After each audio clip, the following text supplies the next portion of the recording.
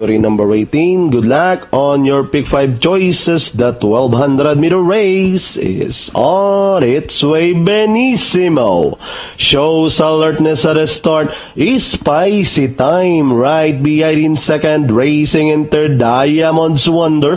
Yanni's Song running in fourth on the outside. Next in line, Jensen is Special. A Smart Tyler comes next, then followed by Emea Bolela Run.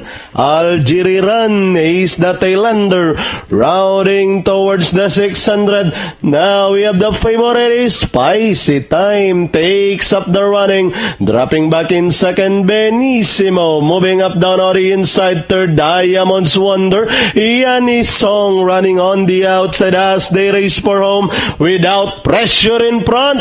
Is the top favorite, is Spicy Time by about 3 lengths, running in second now on the outside. Yanni's Song in between runners, Diamond's Wonder, Benissimo, Jensen is Special, and down the stretch and leading the finish line is Spicy Time out by 4, running in second, Yanni's Song, Bilateral, Diamond's Wonder, and finally Spicy Time, Diamond's Wonder, Yanni's Song, Jensen Special, Benissimo. 1, 2, 5, 6, 7 order of arrival para sa race number 4. Top choice, Spicy Time crossing the wire first. Let's watch the replay.